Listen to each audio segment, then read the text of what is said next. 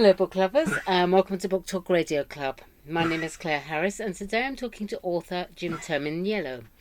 Jim has a fascination for ancient Rome, and this is reflected in his three-book series, Caligulas Kitchen, The Oracle and the Satiress, and Roman Embers, all equally well written and full of wit and humour.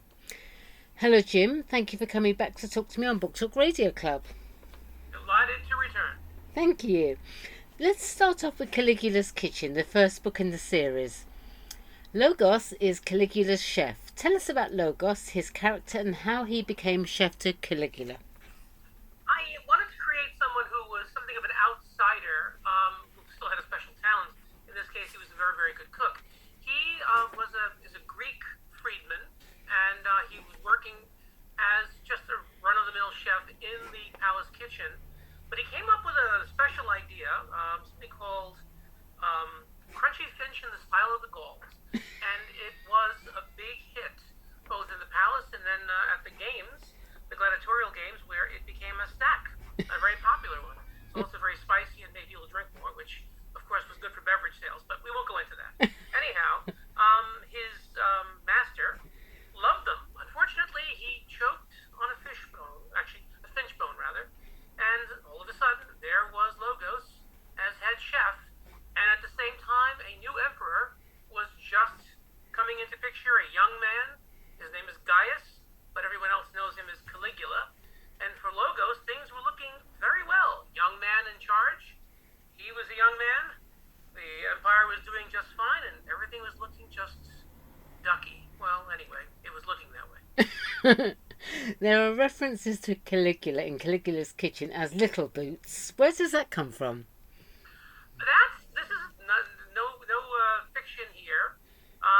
Caligula's father, Germanicus, was a very successful, very popular, very handsome general who served the Emperor Tiberius, and he was serving in Syria and other Middle Eastern countries, and little Gaius, little Caligula, came along, and to make things more fun, he got the little boy dressed up in miniature as a Roman soldier. And the legionaries took a shine to the young lad. Of course, he was also the general's son, so how could they not take a shine to him? Not quite. And they would call him, they'd look at him and say, look at those little boots, which is what Caligula means, little boots. And the nickname stuck.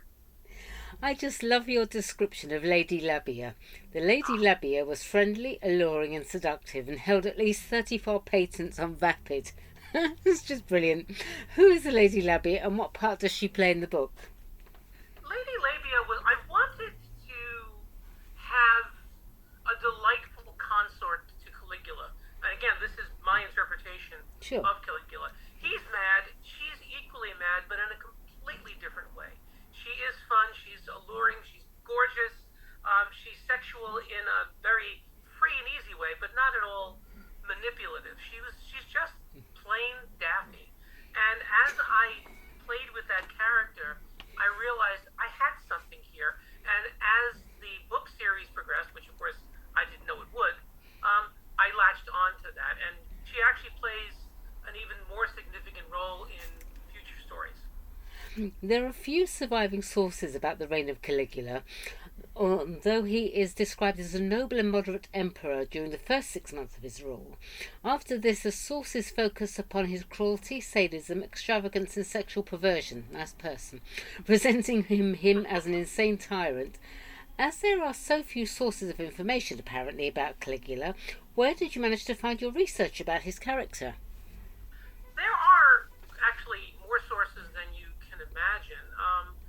Are they reliable? Well, I can only say are the sources about what's going on today in politics very reliable? Yeah, The answer, of course, is no.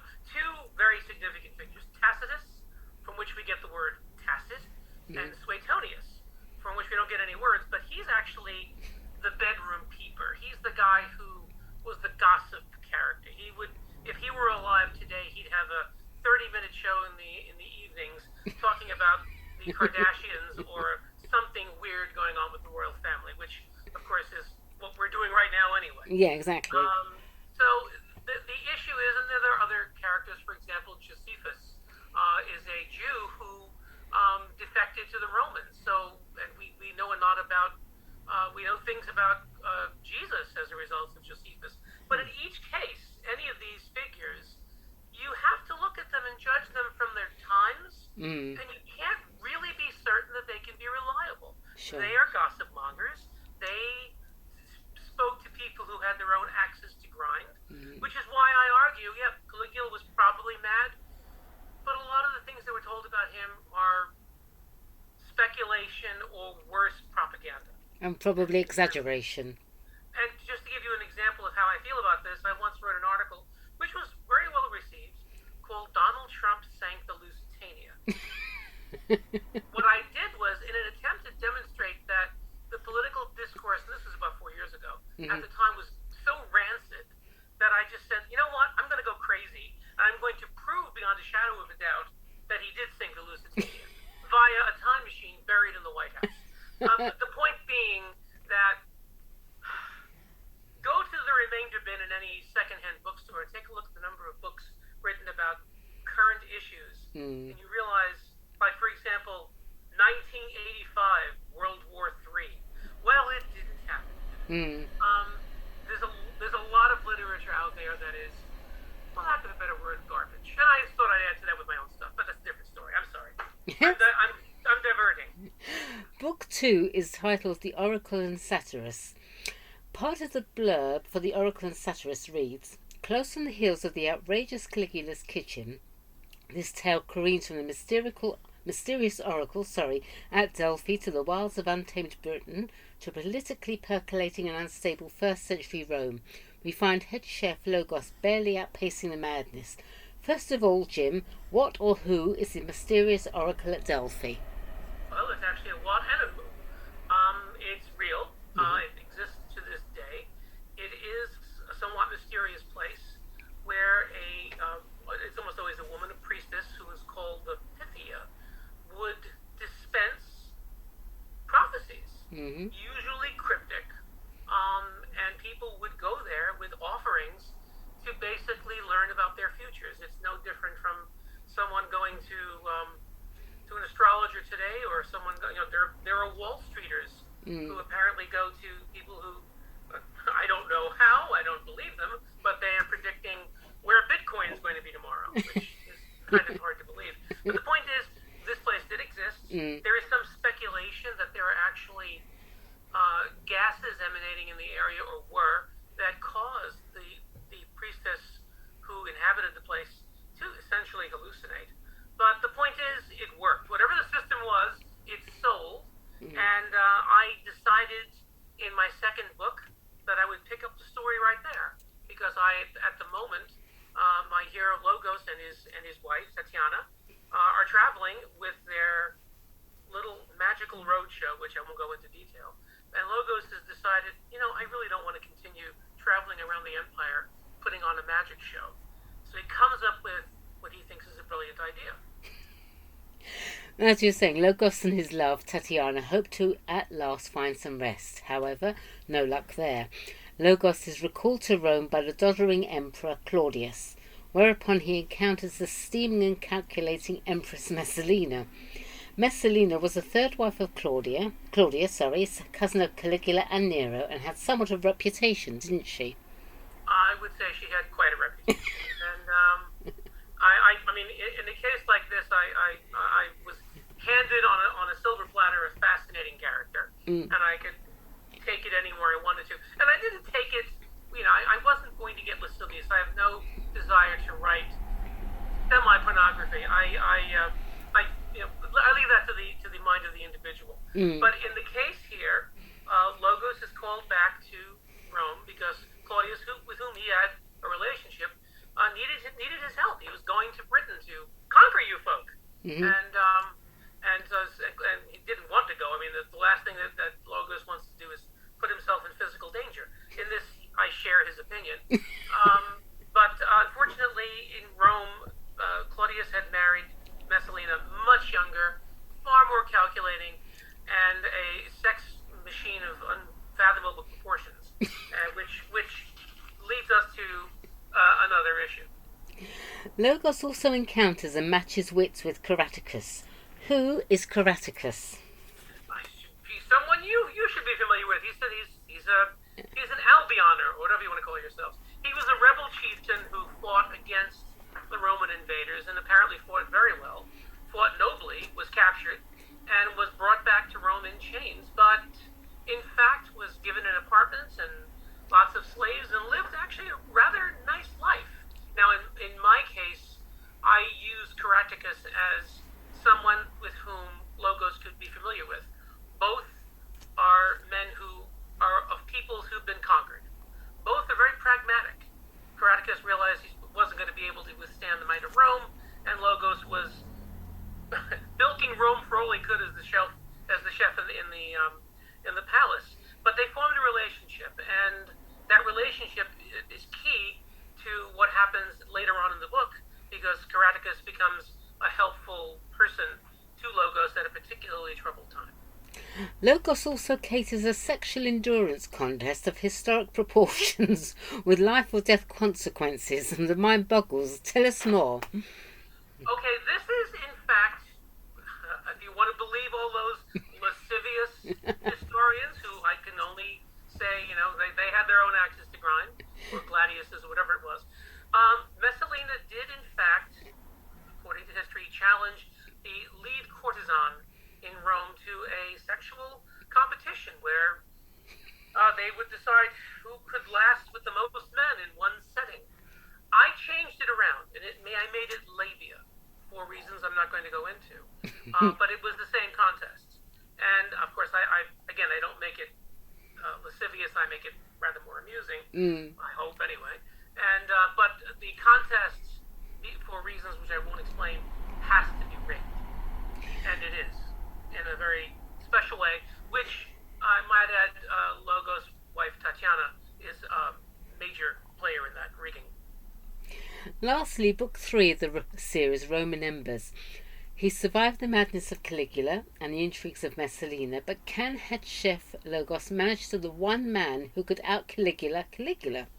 Who on earth could out-Caligula Caligula? There's only one man. And why he could out-Caligula Caligula? Well, in reality, the reason is that he lasted much longer. Caligula lasted barely 4 years, and Nero, who we're talking about, he lasted quite a long time. He had some good people around him to keep him from going off the rails, at least initially, which Caligula did not. I mean, Caligula went off the rails. I mean, if you were to look at history, far quicker, far faster. Whereas Nero was basically a pampered, chubby kid who got the reins and should never have gotten them. But he was quite a figure, and he was controlled, at least initially, by his mother, Agrippina. So we meet the poisonous Empress Agrippina. So who is she, and why is she so poisonous? Well, Agrippina succeeded Messalina as the wife of the Emperor Claudius. Right. Messalina, in history, dies. In my story, something far more interesting happens to her. Death is so boring, which I'm not going to go into. But let me put it this way: she and Kyraticus hook up. Let's put it that way. But I won't go any further. And by the way, she's the mother of the British Empire. But again, let's not go into that. Agrippina was not the sex machine that Messalina was. She was a smart, calculating, highly political woman who realized that she was married to a very old man whom she could manipulate. And she did it very well. And to the point where she got her own son, Nero, adopted as Claudius' heir. And then worked very hard to make Claudius go away. Logos attempts to deflect her attempts to get rid of Claudius because he likes the old man and all has been well under his rule. But circumstances, well, actually, I have what I think is a rather amusing duel between Agrippina and Claudius Food Taster, which ends, unfortunately, in an accident where essentially Agrippina wins. Caligula and Nero get along famously until one realises that the other bears watching. What happens? Well, Caligula, as well, I guess you don't know, but he manifests as other gods. He's completely lost his mind. He's occasionally Jupiter. More often, he's the god Apollo because he can sing very well, or at least he thinks he can. And when Nero is finally brought back to Rome in anticipation of Claudius' death, he meets the boy, and they discuss things like, for example, Nero likes to recite poetry, which he says he's written, but in fact he's stolen from the great Greek and Roman poets. And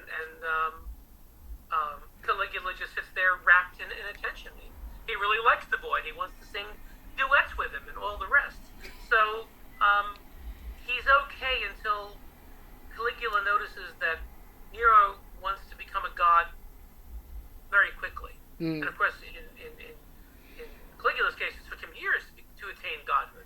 So he feels that the boy is rushing things along, and that's why he bears watching. A bit of an upstart. Yeah, I mean, really, you've got to pay your dues. You can't go from knight errant to monarch without a few things in between. Well, absolutely. So, I mean, in a sense, Caligula is just asking the boy to slow down, which, of course, he's not going to do. We journey with Logos to the fabled Olympic Games, rebranded the Neronia. Why the Olympic Games rebranded Neronia? I wouldn't have even made up that name because it's so corny. But in point of fact, that is what happened. Nero was such a pompous ass, for lack of a better word, that he attended the games and named them the Neronia. They were the Olympic Games, but not during his period. And to make things worse, he competed in everything. Not strangely, he won. How unusual. Yes. In fact, I have a point where Seneca, who was one of Nero's tutors, is desperately trying to keep this crazy kid from deeply offending they're in Greece, and all the Greek aristocracy is going, this is getting ridiculous. He wins at lyre playing, he wins at singing, he wins at javelin tossing. They're about ready to overthrow him. Yeah. And the story ends in a chariot race between the greatest Greek charioteer and Nero, who was, in fact, from what I've read, a good chariot driver, whatever the term is. And there's a race there that ends in unpredictable fashion, because that's how I end races. But the point is that Nero is doing his best to offend everybody but an ant colony in Syria. 3 very funny and, as I said before, well-written books. Let's talk a little bit about you now, Jim Terminiello, the author. Where did your fascination of ancient Rome come from? Quite simply, let's see, it very much started when I was about 8, when I read a biography of Alexander the Great, not a Roman, but certainly of the period.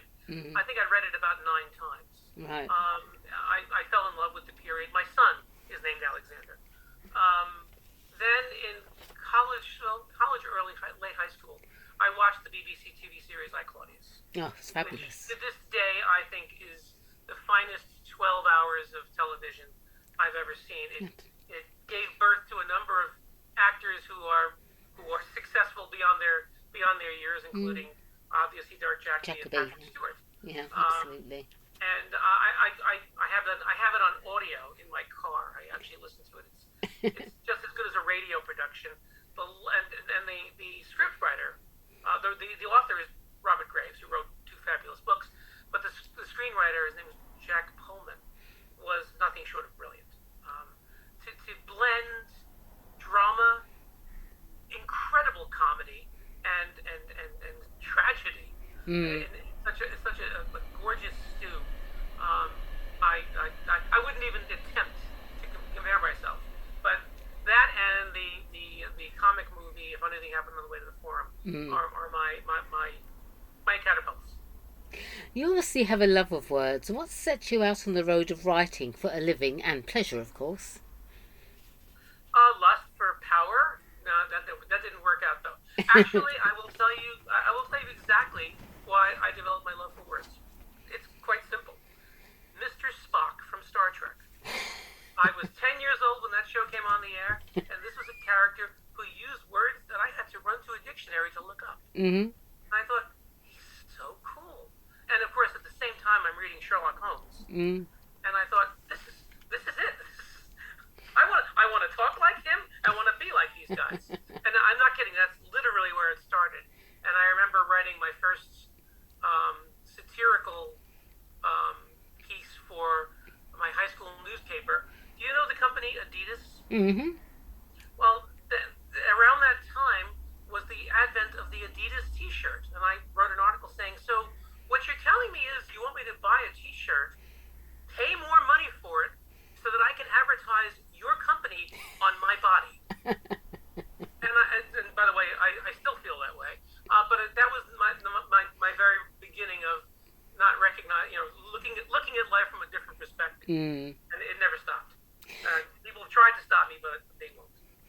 You're a chief contributor to the film review book, Seen That, Now What, and have written more than 100 editorials that have appeared in such publications as the Philadelphia Inquirer, the Bergen Record, the South Jersey Times, the Courier Post, the Star Ledger, amongst others. You've penned the screenplay for the film Motor Room 182, currently in negotiation hell. And on the professional side, you are the editorial director and senior writer at the New York accounting firm Burden LLP.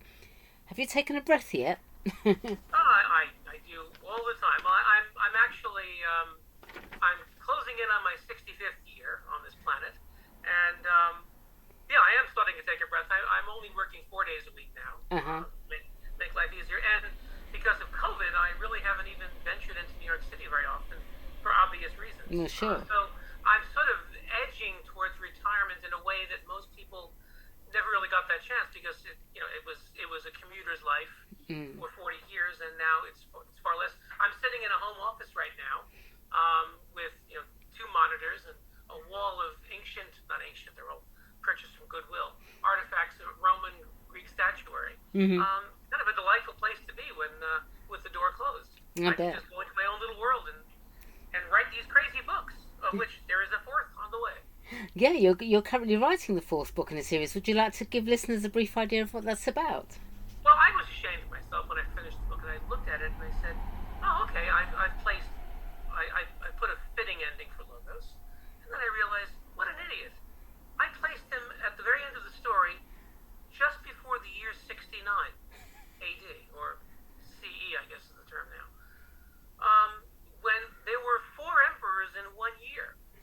How could I bypass that kind of madness? Absolutely. So I said, I won't. I'm just going to go back in and run poor Logos through the ringer, and I do, through 4 emperors. It was an astounding period. I learned a lot in researching it. Happenstance, craziness. To make a long story short, I weave him through actual events, and he becomes a part of them, including, I didn't know this, but at one point, I know that towards the end of the empire, there were multiple emperors, but to date, there weren't. There was only 1 emperor, but there was negotiations taking place where they would split the empire between two figures. It failed miserably, and Logos is a part of that failure, but it did happen. It was going to be a dual emperorship much earlier than it really did happen, which was fascinating. And of course, I also weave in the foundations of the Colosseum in Rome, and a number of other actual events. But it was just too much fun not to take Logos on the grand tour. Lastly, where can Book Talk Radio Club's listeners purchase Caligula's Kitchen, The Oracle and the Satirist, and Roman Embers? Well, they are all available through our dear friends, the owners of the world, Amazon. All right, well, thank you, Jim. That was great. Please come back on Book Talk Radio Club again. I'd love to chat with you and hear more. In the meantime, good luck for the future, and thank you, everyone, for listening to Book Talk Radio Club. Lovely to speak to you again, Jim.